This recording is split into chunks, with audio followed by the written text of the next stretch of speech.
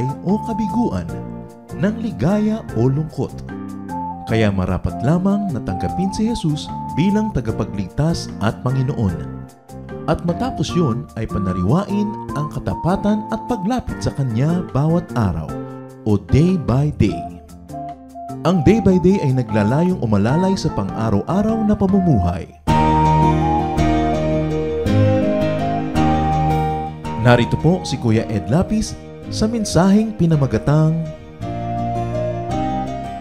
Steps to Wisdom.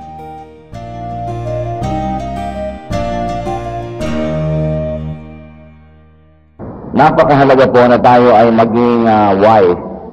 To be wise is all important in life. Life is short, but it's always long enough to accomplish godly purposes. But only those who are wise will make the most out of life. How can we know if we and the people around us are wise? What are the steps to wisdom? Ang ating pong pag-aaral, pinamagatan natin, steps to wisdom. Mga hakbang upang magkaroon tayo ng ganitong malalim na pagkaunawa sa mahahalagang karunungan ng buhay. Salamat po Diyos sa araw na ito. We are survivors, O God, because of you. We survived many attempts of the evil one to put us down, to lead us astray. We survived many dangers, O God, many of them self-made.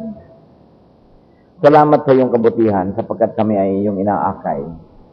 Mula sa kadiliman tungo sa liwanag, mula sa kaguluhan tungo sa kapayapaan, mula sa kasalatan tungo sa kasaganaan.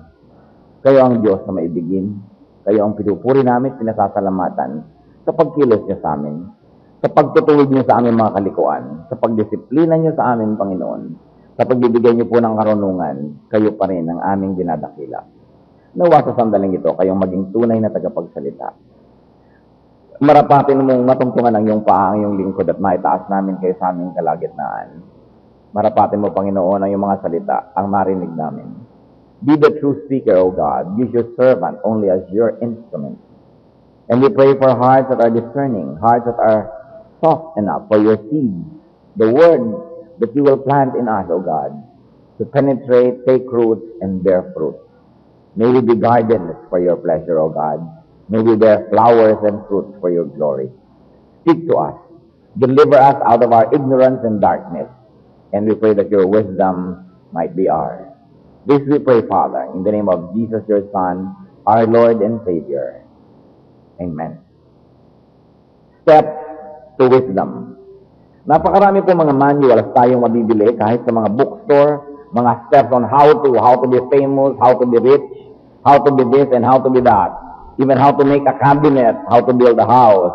But very important, it is a manual that can teach us how to be wise.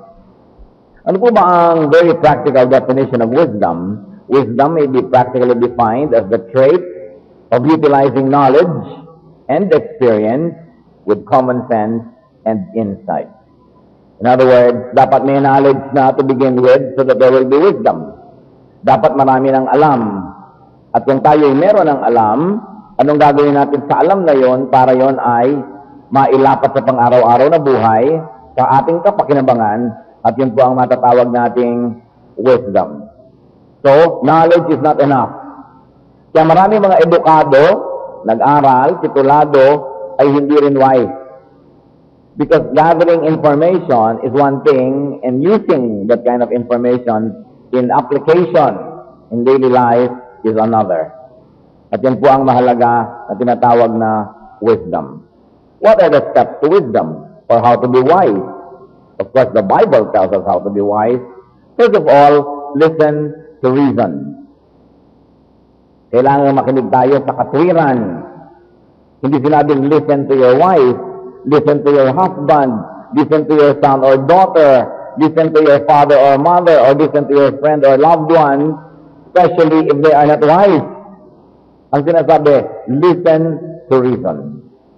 Kadalasan, kung sino ang malapit sa ating puso, yun na agad ang napapakinggan natin, at nabubulag tayo ng emosyon, nabubulag tayo ng damdamin, kaya tuloy tayo gumagawa ng maraming mga kahangalan sa buhay. Proverbs 19, verse 20, listen to advice and accept instruction, and in the end, you will be wise. So, kailangan nakikinig tayo sa payo, tumatanggap ng pagtutuwid, tumatanggap ng pangunguna ng mga marurunong, at ang magiging wakas nito, we will be wise. So, listening is both a sign of wisdom and a way to wisdom. Hindi mo na alam ano bang nauna, ang itlog o ang manok, the chicken or the egg. Kasi pag wise ka, makikinig ka. At pag nakikinig ka, nagiging wise ka, so alin na ba doon ang una? Hindi na mahalagang pagtalunan yan. Ang mahalaga, dapat nakikinig para maging wise. At kung wise tayo, dapat naman tayo lalong makinig. In life, it is important to identify and collect reasonable people and counselors. Marami po nagsa-social crime. They collect droppable names in their social registry. They collect mga glamorous names among their friends. Pero ang pinakamahalaga na kinokolekta natin sa buhay, hindi mga antique, hindi orchid, hindi mga carpet, but collect people who are wise. Yung mga tao na pagka nagbuka ng bibig, tayo rumurunong, na itutuwid ang ating makalikuan, nahahango tayo sa mga kabiliman, yan ang tunay na kayamanan. Another step to wisdom, which is very much related to the first one, is associate with the wise. Makisalamuha, makihalubilo, makipagpalagayang loob, makiisa sa mga marurunong, sa mga pantas, sa mga maalam. No? Kailangan yan ang mga taong nakapaligid sa atin. Proverbs 13:20, he who walks with the wise grows wise. Ang nakikipagbarkadahan sa mga maalam ay nagiging maalam din. Ang nakikisalamuha, nakikipagbabutihan sa mga matatalino ay tumatalino rin. Kaya kung mag-social climbing din lang tayo, make sure that you climb the social ladder of the wise. Yung may maituturo sa ating mabuti, maitutuwid tayo na tuwina. Ang tao kasi parang tupa. Kaya nga po ang ginawang description sa Bible sa mga tao ay parang tupa. Kasi ang tupa ay laging naliligaw. Kahit ilang beses nang dumaan sa isang landas, maliligaw at maliligaw pa rin. Nakakalimot pa rin. Madaling malibang. Madaling mahulog. Kaya kailangan laging napapaalalahanan. At sino ang magpapaalala sa atin? Mga taong marurunong. It is important to associate with those who are blessed. Blessed people, especially those blessed with wisdom, can be blessings to us. Nakita niyo po yung babaeng binudugo, sabi niya, humahipo ko lang ang laylayan ng damit itong si Jesus, gagaling na ako. At maraming mga tao nung araw, pagka sila may sakit, inilalagay nila sa lansangan yung kanilang mga may sakit at sinasabi nila, malampasan lang, matamaan lang ng anino ng mga dumadaang banal na tao ito ay maaari na siyang gumaling. At maaari naman maraming gumaling nga dahil sa kanilang pananalig. Eh kung mga anino ng mga mangmang, mga anino ng mga nagdudunong-dunungan, at mga anino ng mga hangal ang lagi na nakadapo sa atin, malulubog tayo sa ganyang kadiliman. That's why it is important to choose who we talk with. Another step to wisdom is to learn even from unlikely teachers. Hindi lahat ng teacher ay may PhD at hindi lahat ng may PhD lamang ang pwedeng teacher. Hindi lahat ng teacher ay titulado o may master's degree o may mga diploma. Maraming guro na pwede tayong mapakinabangan kung pakikinggan natin sila. So Proverbs 6 verse 6, go to the ant, you sluggard, consider its ways and be wise. Pati daw langgam may maituturo. Nagtatrabaho sila, isang ganyan. Nagtatrabaho, nag-iipon ng pagkain habang may panahon at pag dumating ang panahon ng tag-ulan na hindi na sila maaaring magpalakad-lakad dito sapagkat tumaagos ang mga tubig at maaari silang anurin nito ay sila may pagkain ng naimbak. Kahit sa langgam, pwedeng matuto. Kahit sa isang donkey ay pwedeng matuto ang tao. May karanasan po ang isang lalaki noong unang panahon na siya ay sinusuhulan upang bigyan ng sumpa ang bayang Israel at siya naman ay pupunta doon sa magtutuhon sa kanya para sumpain nga ang bayang Israel. At natural, ayaw ng Diyos na mangyari yon. Nung sumakay siya sa kanyang buriko o sa kanyang donkey, ay anong nangyari? Ayaw lumakad ng donkey niya. At nakipagtalo pa sa kanya yung donkey dahil hindi siya dapat matuloy. Sa Numbers 22, verses 27 to 33, ito pong si Balaam, yung pinag-uusapan nating lalaking ito. When the donkey saw the angel of the Lord, she lay down under Balaam, and he was angry and beat her with his staff.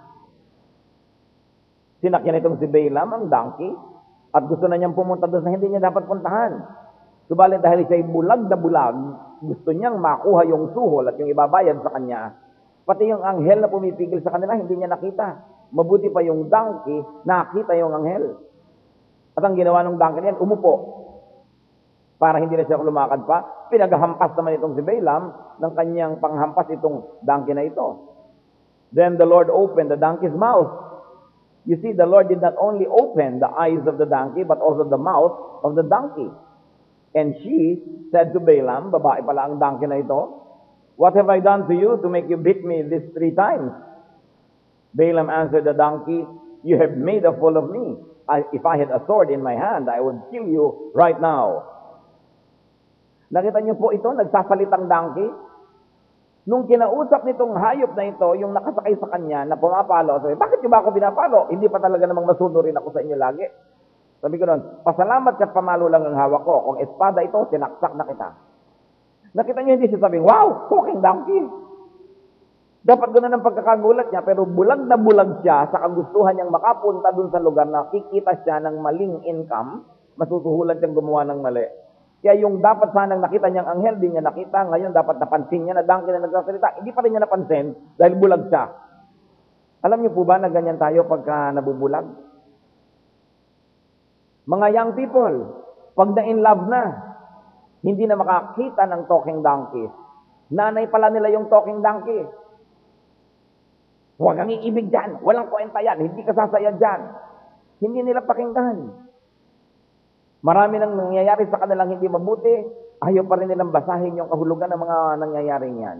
Kasi po tayo, kung meron kayong isang gustong-gustong gawin na negosyo, meron kayong isang gustong gawin na kung ano mang activity yon, meron kayong gustong-gustong bilhin o makuha, nabubulag tayo. Hindi na tayo nakikinig sa mga reason. Ang gusto na lang nating pakinggan, yung taong kakampi sa atin, papayag sa gusto nating gawin. Kaya ayaw natin ng mga tagapayo, ayaw nating makikinig sa matatanda o sa marurunong, dahil baka tayo pigilin sa mga gusto natin. That's why to be wise, you've got to listen to good counsel. The donkey said to Balaam, yung nagtatalo itong donkey at yung tao, "Am I not your own donkey, which you have always ridden to this day? Have I been in the habit of doing this to you?" Sinumbatan tuloy siya nitong buri ko. "Bakit? Lagi ba akong ganito? Hindi ba masunurin ako sa'yo? Ngayon lang naman ako nagkaganito ah. Lagi ba ka na sinusuway?" Sabi naman niya, "No," he said. Then the Lord opened Balaam's eyes, and he saw the angel of the Lord standing in the road with his sword drawn. Sa wakas, kinahabagan na ng Diyos itong si Balaam, binuksan ng kanyang mata at nakita niya may anghel pala doon at nakalabas ang espada, hindi nakatago sa kanyang kaluban. It was not in its sheath, it was drawn. So he bowed low and fell face down. The angel of the Lord asked him, "Why have you bitten your donkey these 3 times? I have come here to oppose you, because your path is a reckless one before me. The donkey saw me and turned away from me these 3 times. If she had not turned away, I would certainly have killed you by now, but I would have spared her." Ito niya sabi ng anghel, bakit mo binubugbog yung donkey mo? "Nakita ako, umiwas na 3 beses. Kung yung donkey nakinig sa palo mo at nagpatuloy, inabot na kita ng taga at napatay na kita at siya, hindi ko siya idadamay." Sabi ng anghel. Nakita nyo? Maraming mga tao, pinipigil na ng kanilang donkey dahil yun ang nakakita ng katotohanan. Pinagsasabihan na, inaawat na, nagagalit pa. Pero yun pala, iniiwas lamang sila sa gulo, sa kapahamakan. We have to be wise. But greed, passion, vested interest, emotion can stand in the way. Bihira pong mga emosyonal na tao ang magiging wise na tao. Ano ang kapatid ng sobrang emosyon? Nag-uumpisa sa letter K, fill the blank. Bahala na kayo. Pag ang tao ay sobrang emosyonal, sobrang maibigin, sobrang madaling umibig, napakadali niyang magkamali. Kaya dapat tayo nakikinig sa mga wise advices. Another step to wisdom is to observe history, to observe life, observe causes and effects. History not only tells you about the past, but history also gives you a pattern of life and therefore can conveniently point you to the future. Alam niyo po ba kung bakit ang bayan natin ay napakaraming mga maling ginagawang desisyon, ang ating lipunan, ang ating pamahalaan, ang ating mga institusyon, ang ating mga pamunuan, sapagkat napakamangmang natin sa ating kasaysayan. Most Filipinos are ignorant of their history. That's why we only keep repeating the mistakes of the past. Ina-absentan ang subject na history. Ayaw makinig. Paano naman walang kakwenta-kwenta ang mga curriculum natin sa history? Puro fall. Fall of Manila, fall of Bataan, fall of Tirad Pass. Puro fall. Ang una kasing gumawa ng mga libro natin, foreigner eh. Tapos kinopya na lang ng mga Pilipino nang hindi na nag-iisip pa. Ang laging isinasaksak sa utak natin yung fall. Bakit halimbawa holiday ang fall of Bataan? Ang laki-laking holiday. Ang dapat lang magbunyi doon, Japan. No? Pero holiday. Pagkatapos, no ang Manila ay iniwan ni MacArthur, pagkatapos nung balikan, anong tawag natin? Liberation. Samantalang, it was the retaking of Manila, of the Philippines, by the Americans. Hindi naman na-liberate noon Dahil sila pa rin yung naging amo. Noong 1946 pa lang, na-recognize ang ating independence. Wrong names that we attach. Ipinagbubunyi, sabi ni MacArthur, I shall return. But hindi nagtatanong ang Pilipinas, why did you leave?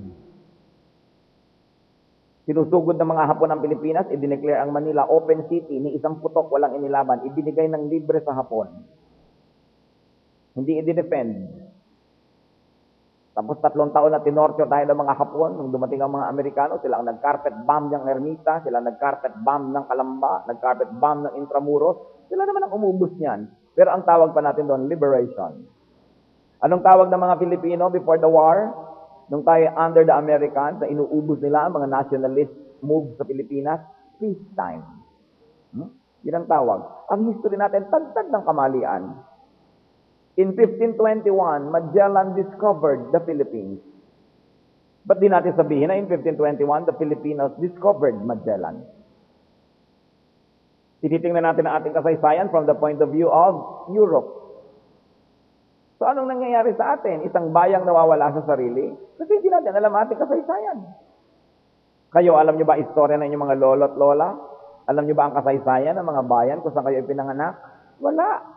Puro si Mickey Mouse ang mga kilala, si Donald Duck, Star Wars.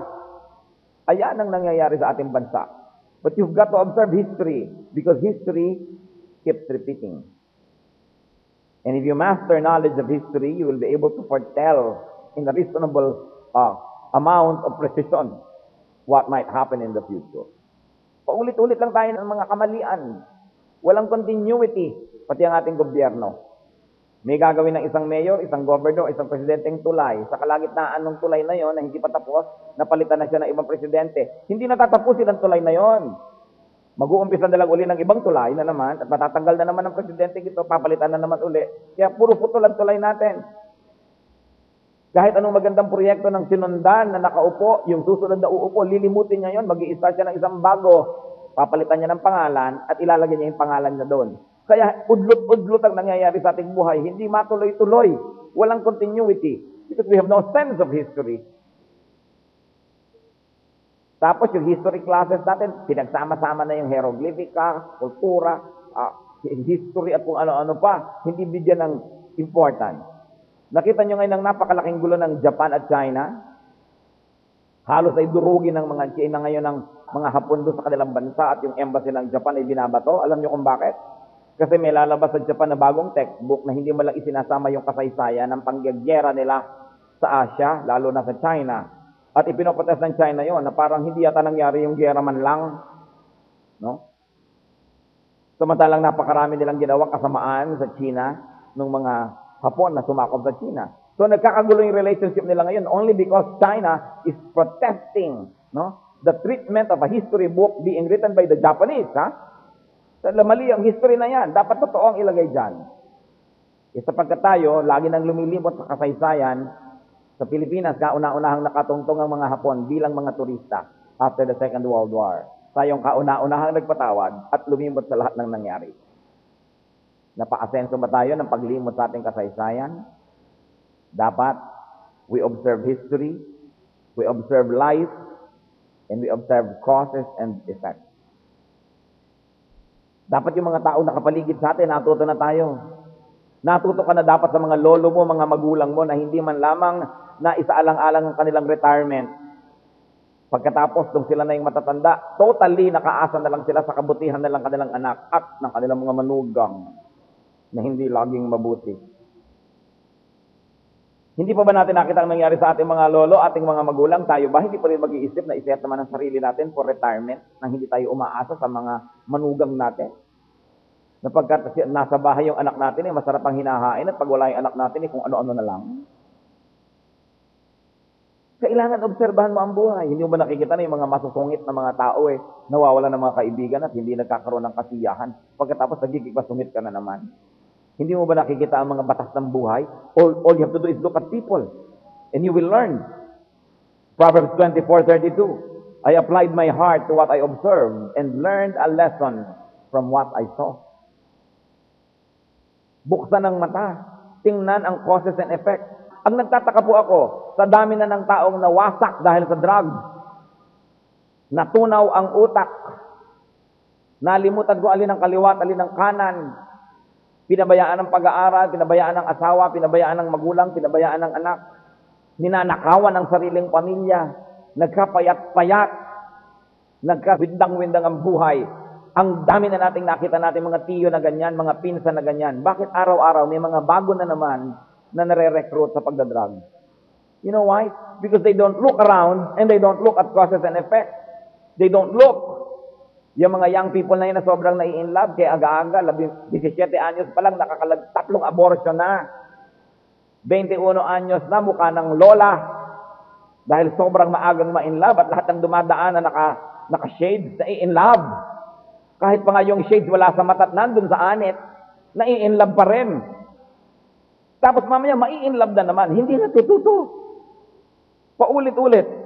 Kaya mahalaga tinitingnan natin, ano bang nangyari sa ate ko nung ginawa niya to? Ano bang nangyari doon sa tiya ko nung ginawa niya yon? Sabi, I applied my heart to what I observed and learned a lesson from what I saw. Nakita na natin ang nagiging bunga ng sobrang naging na wife, sobrang lalaking naglalaro ng apoy, nagkakahiwa-hiwala yung mga pamilya. Tapos meron na naman bago nag-uumpisa ngayon ng ganung gawain. Parang hindi na tayo marunong makakita. Kailangan we observe history and life and causes and effects. To live 1,000 lives through observation. So sabi na iba, bakit po ang dami niyong alam? Parang alam niyo lahat ng nangyayari sa buhay. Eh di obserbahan mo, hindi ba tayo punong-puno ng mga tao na nakapaligid sa atin? Tingnan mo lang yan Paano mo makikita? Wala kang ginawa kundi mag-text. Laging nakasubsob. Text ang text. May 4 na tao nasa isang mesa, lahat nagte-text, hindi nag-uusap-usap. Kailangan buksan mo ang mata, tingnan mo nangyayari sa paligid. Yung mga, alam mo yung mga nauna mo, mga kuya, mga pinsan na nagkating klase, inuna ang mga barkada na hindi mga nakatapos. Tapos eto, nag-uumpisa ka na namang magkating classes. Matuto naman tayo. We've got to learn. Another way to be wise, of course, is to start with little wisdom. Kailangan may puhunan, have a capital wisdom. Kahit konti lang.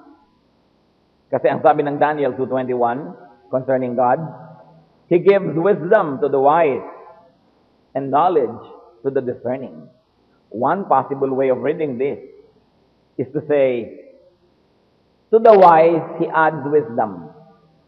Kasi sabi, He gives wisdom to the wise. Of course, there's another way to read this, that the wise get their wisdom from God who gives it. But the important facet here is to consider that He gives wisdom to the wise. Kaya yung sinasabi ng iba, yung mayaman, lalong yung mayaman, yung mahirap, lalong humihirap. Because money attracts money and poverty attracts poverty. At ganon din yung wisdom. Wisdom attracts more wisdom. Ignorance attracts more ignorance. Kaya na nakita nyo, birds of a feather flock together. Kung mahilig kang umabsent sa school, ang mga kabarkada mo, yun din. Kasi ayaw mo nung sumasalong at ako'y pumasok tayo, mag-aral tayo, mag-review tayo. Gusto mong takpan ng sako yun.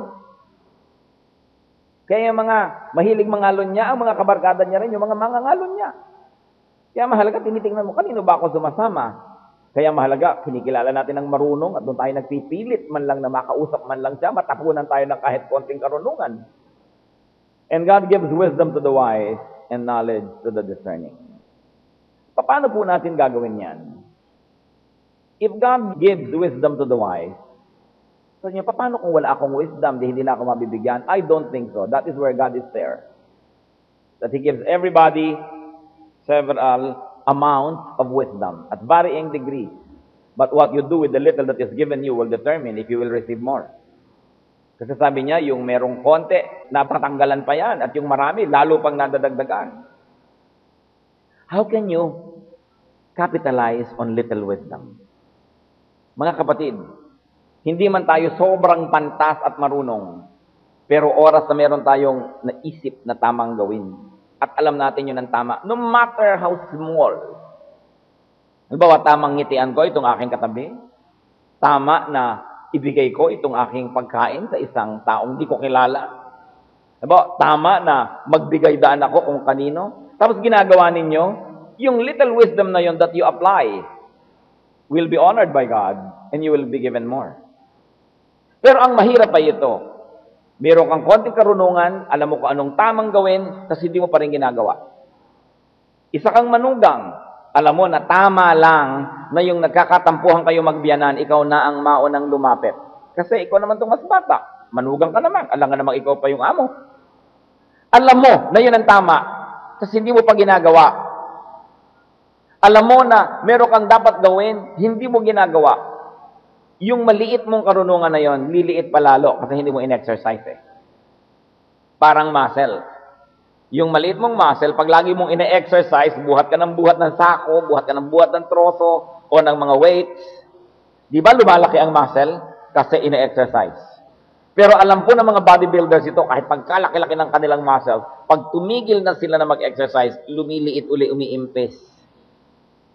Ganon din ang karunungan. Yung konting karunungan na pinapractice mo, lumalaki, lumalaki, lumalaki. Pero yung tamang gawin, tas hindi mo ginagawa, lumiliit ang iyong karunungan at lalong kumikitid ang iyong utak hanggang mamaya hindi mo na alam kung anong tama at mali at ang pinagagagawa mo na puro mali. You've got to exercise wisdom. You've got to exercise and practice wisdom so that you will become more and more wise. So start with little wisdom. Listen to that small voice that tells you what is right to do. Even though it's a very small act, do it. Because God, who knows everything and honors those who honor Him, will reward you and give you more wisdom. And having more wisdom, you're now able to do greater things with wisdom. And because you're able to do greater things, God is able to give you in return even much greater things. Kailangan i-start po natin yung pattern of a wise life. Another way to wisdom is to please God. Bigyan natin ng kasiyahan, ng kaluguran ng Diyos, at pag yan ay ating ginawa, hindi mahirap sa Kanya na bigyan tayo ng bonus na wisdom. Ecclesiastes 2:26. To the man who pleases Him, God, church read, ayun, God gives wisdom, knowledge, and happiness. May bonus pa. The business of life is to please God. Kaya bumubukad ka ng mga bulaklak to please God. Kaya umuulan to please God. That's why earth has renewal. Even the eruption of a volcano renews the earth. Kaya lang tumabitabi ka pag dumadaan yung lahar para di ka madamay. No? Yung life pleases God. We should please God. And to the man who pleases God, God gives wisdom. So, kung wala kayong wisdom, alam nyo na kung anong kulang. Nakasulat na nga, ang linaw-linaw na nga eh. Huwag na nating baliktarin at patlikuin pa yan. Sundin na lang. And follow His spiritual prodding. Madalas po, kinakausap tayo ng Espiritu ng Diyos. Kasi buhay ang Diyos eh. Buhay tayo, may Espiritu tayo, ang Diyos ay Espiritu. Nakikipag-usap ang Espiritu ng Diyos sa ating Espiritu. Inuudyokan ka ng gagawin. Gawin mo ito. Para kang may naririnig halos na tinig na nagsasabi sa'yo, natutulog ka, magigising ka, may laman ng iyong isip na ito ang isipin mo, itong gawin mo. Napakalamang na yan ay ang Diyos na nakikipag-usap sa atin. That's why you should check it against God's Word. Kasi baka demonyo, kinakausap ka rin. Pwede rin yun eh. Dapat i-check mo sa God's Word. And if God's Word does not prohibit it, in fact, if God's Word even encourages it, you should do it. Napakahalaga na yung mga udyok sa atin. Pinapakinggan natin. Because God is pleased and God gives wisdom. Finally, among many, we'll just stick to 7 steps today. Step to wisdom, ask God for wisdom. Humingi. But do you know that it even requires wisdom to know that you should ask God for wisdom? And if you don't know about it, just ask anyway. Alam niyo po si Haring Solomon, nung pinili ng Diyos na maging hari, kinausap siya ng Diyos sa isang pangitain. Sabi niya, Solomon, gagawin kitang hari. O sige, bilang regalo ko sa iyo, humingi ka ng kahit ano't ibibigay ko. Siyempre, kung ang isang hari, magiging hari, anong hihingi niya? Siguro power, strength, a good army, a good defense. Ang hihingi niya siguro ay magandang palasyo, magagaling na mga tao na pwede niyang makasama sa pangunguna. Pero ang hiningi ni Solomon, wisdom. 1 Kings 3, 8-13. Kausap ni Solomon ng Diyos, your servant is here among the people you have chosen, a great people, too numerous to count or number. So, give your servant a discerning heart to govern your people and to distinguish between right and wrong. For who is able to govern this great people of yours? Sabi niya, ibigay niyo po sa akin ay runong, wisdom, sapagkat ang mga taong ito'y taon niyo, hindi ko tao. Ipinapaalaga niyo sa akin, inuutusan niyo akong manguna sa kanila. Ayokong magkamali dahil hindi ko sila tao, tao niyo sila, dapat ko silang maalagaan mabuti. Kaya bigyan niyo ako ng karunungan kung paano gagawin yon. The Lord was pleased that Solomon had asked for this. So God said to him, since you have asked for this, and not for long life, or wealth for yourself, nor have asked for the death of your enemies, but for the discernment in administering justice, I will do what you have asked. I will give you a wise and discerning heart, so that there will never have been anyone like you, nor will there ever be. Moreover, sabi niya, I will give you what you have not asked for, both riches and honor, so that in your lifetime you will have no equal among kings. Marunong talagang humingi. Bigyan niyo po ang karunungan at yan ang kailangan ko. Sabi ni Lord, natutuwa ako sa hiningi mo, ibibigay ko. Sino sa atin ang hihingi ng karunungan sa Diyos na tatanggihan? Ang Diyos ay God of knowledge, God of wisdom.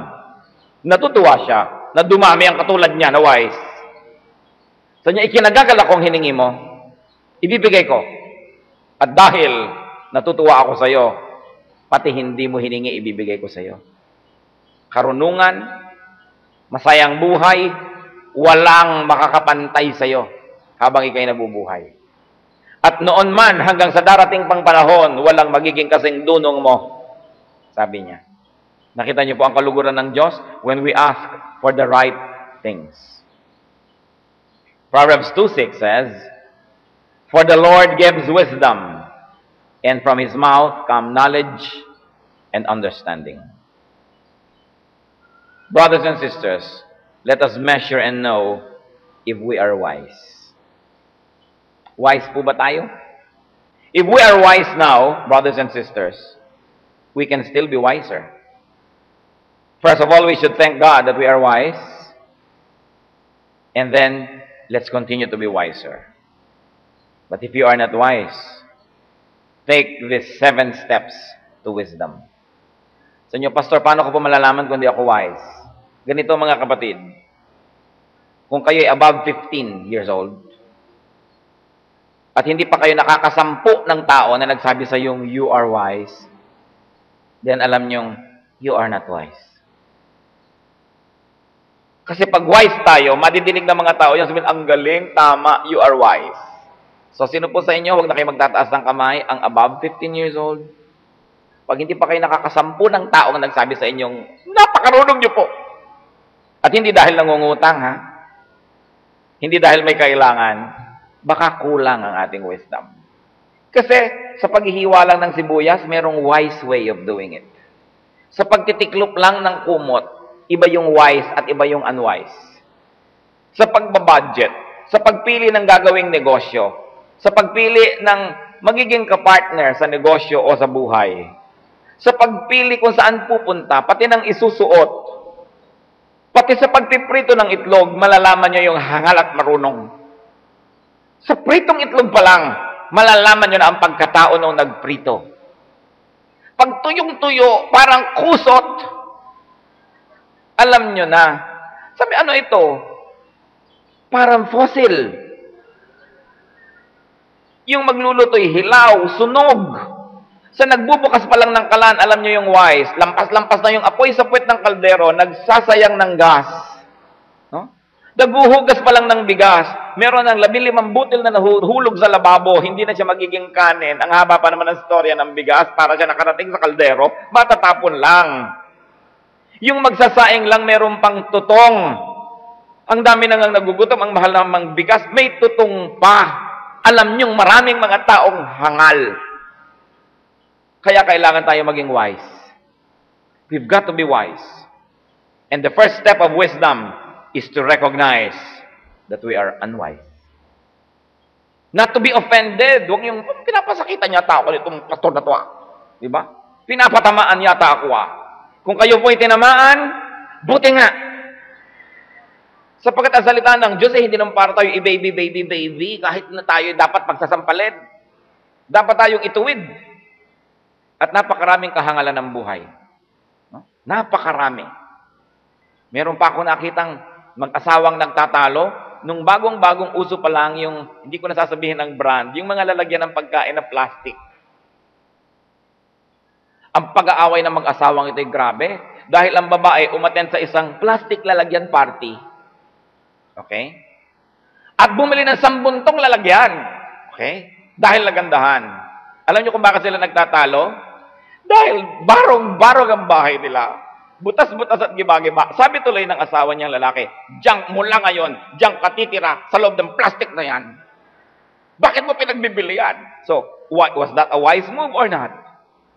Ang dami pong unwise move ng mga head of the family, nasisira ang buong economy ng kanilang pamilya, ang daming nadadamay. That's why we have to be wise. It is important. Are we wise or not?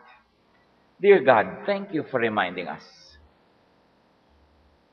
Salamat sa pagpapaalala nyo sa amin na maraming pandaraya ang sanlibutan. Maraming pandaraya ang mga masasamang espiritu upang kami mahikayat na gumawa ng mga kamalian. Turuan mo kami, Lord, na maging marunong, maging mahusay, maging maalam. Teach us to be wise. Teach us to apply in practical ways the knowledge and information that we accumulate in life. Teach us to make wise moves, wise decisions. Teach us to be discerning. At ang dalangin namin, Panginoon, yung karunungan niyo mapa sa amin. Mga kapatid, manalangin tayo. Kung nais yung humingi sa Panginoon ng karunungan, ask for wisdom. Not just knowledge. But remember that you have a responsibility to be knowledgeable because only upon having knowledge, it be turned to wisdom. Kailangan may knowledge muna. May information, may basic foundation. So we should apply ourselves also to being knowledgeable, to read, to hear, to listen, and above all, to be humble. Because only the wise can be humble, but only the fools can be proud. It takes foolishness to be proud, because the truly wise knows that there is nothing to be proud of. Manalangin tayo at humingi tayo ng karunungan sa Diyos. At nawa, ang Panginoon, sa sandaling ito mismo, hindi na sa ibang araw pa, may the Lord be delighted with our humble hearts. And may the Lord give wisdom liberally today. Nawa dinggin ng Panginoon ang iyong mga dalangin. Be alone with God for a while. Ask God for wisdom.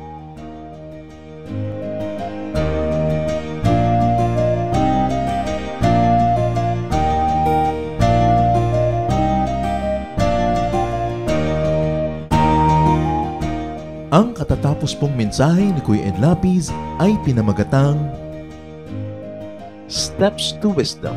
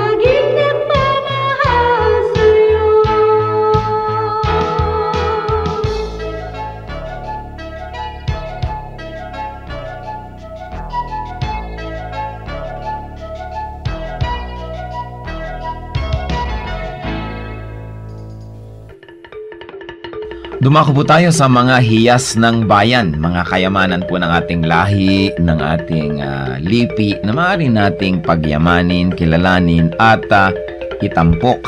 At ito po ay atin ding ipamana sa mga darating pang henerasyon. Ang atin po ngayong itatampok na hiyas ng bayan ay ating mga kasabihan. Marami po tayong magagandang mga kasabihan. At bakit po kayamanan ng bayan ang mga kasabihan? Sapagkat ito po ay mga karunungan na naipon, sinala, niliglig, binuo ng panahon. Sa tagal ng ating mga karanasan bilang isang bayan, bilang mga mamamayan, bilang tao, ang ating po mga ninuno ay nakabuo ng mga salawikain na nakabase sa mga mahahaba, matatagal at malalalim na mga karanasan. Kaya dapat lamang namang pahalagahan ang mga kasabihang ito, sapagkat hindi naman tayo basta-basta makakaimbento ng kasabihan sa loob ng isang araw o isang linggong karanasan. Kailangan po ang mahabang pag-oobserba sa buhay, pagdidili-dili, at pagkatapos po ay pagbubukas ng isip. Ang atin pong kasabihan na itatampok sa araw na ito ay galing sa Katagalugan, ang kahoy na likot baluktot, hutukin hanggang malambot. Kung lumaki at tumayog, mahirap na ang paghutok. Talaga nga naman po, tamang-tama. At ito po ay galing sa UP Cultural Dictionary for Filipinos ni Thelma B. Quintanar at mga kasama. Uulitin ko po ang kasabihang ito. Ang kahoy na likot baluktot, hutukin hanggang malambot. Kung lumaki at tumayog, mahirap na ang paghutok. At siyempre, ito po ay hindi naman talaga tungkol sa mga kahoy ang pinag-uusapan. Bagamat napakaganda po nung nakikita natin dito na imagery. Yung kahoy nga naman na puno habang maliit pa lang at malambot pa ang mga sanga at malambot pa ang katawan at medyo likuyan o baluktot o kung saan-saan pumupunta kayang-kaya pa nating hutukin, lagyan ng suhay at iurong dito o kaya ay patigasin sa ganong patungong direksyon. Subalit kung yan ay malaking-malaki na at punong-puno na, hindi na natin yan pwedeng maiba dahil matigas na at mataas na, baka hindi pa natin maabot. At ito po naman siyempre yung metaphor na ito ay may kinalaman sa pagpapalaki ng mga bata, sa paghubog ng kaisipan, sa paghubog ng mga paniniwala at mga pagpapahalaga.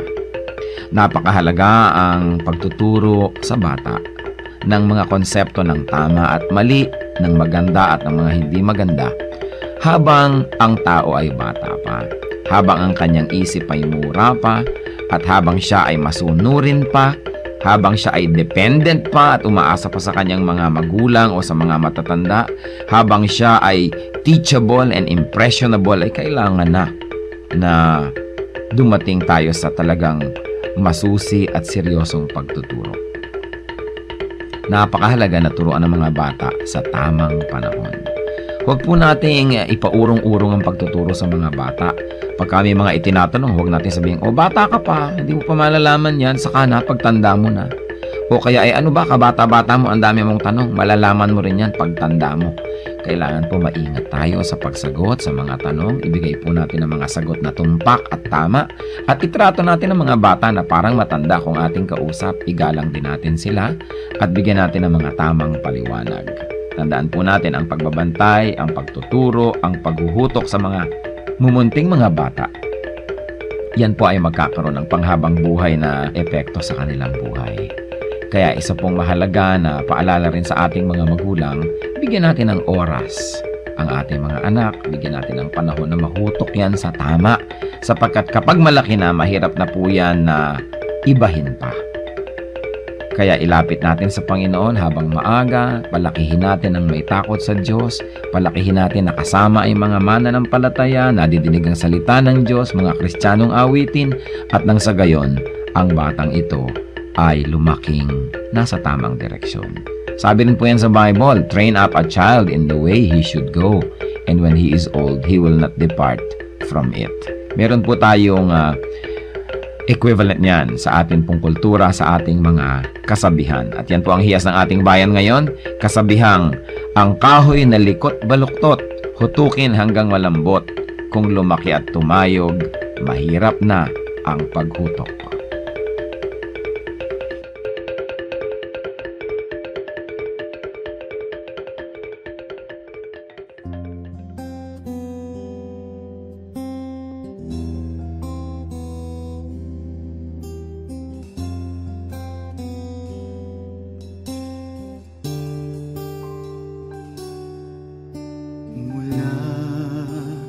Sa sinapupunan,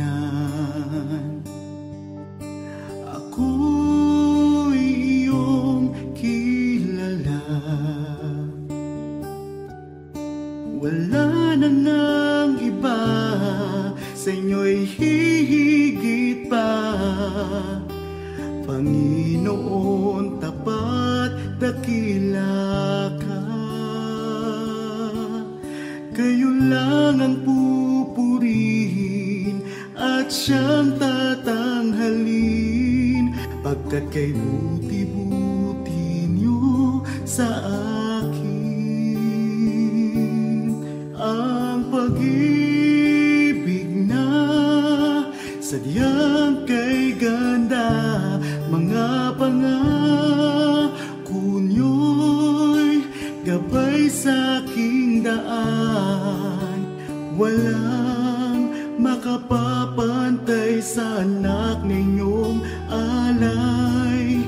Ang pag-ibig niyo'y sapat kailan pa man.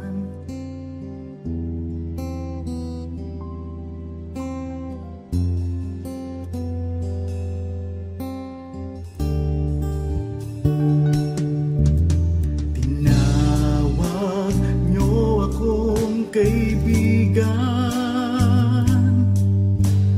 kahit na ako ay pariwara. Sagad sa labis ang inyong pagmamahal, sa tupang sa kawan na nawala. Kung aking bibilangin bawat butil ng buhangin, ang habag niyo'y ganon karami rin.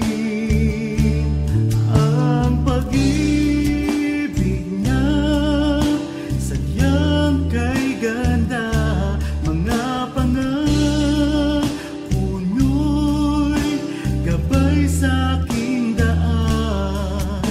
Walang makapapantay sa anak na inyong alay. Ang pag-ibig niyo'y sapat kailan pa man. Paano ba masusukat taas, lalim, layo't lawak ng pag-ibig niyong sadyang walang hanggan, walang hanggan. Ang pag-ibig na sadyang kay ganda, mga pangako niyo'y gabay sa aking daan. Walang makapapantay sa anak na inyo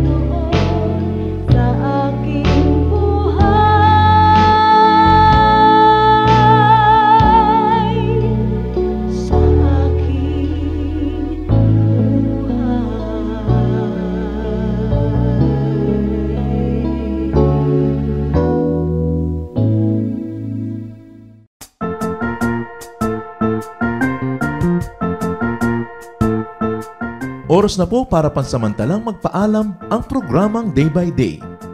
Tayo po'y magsama-sama tuwing ika-6 hanggang ika-7 ng umaga, araw-araw.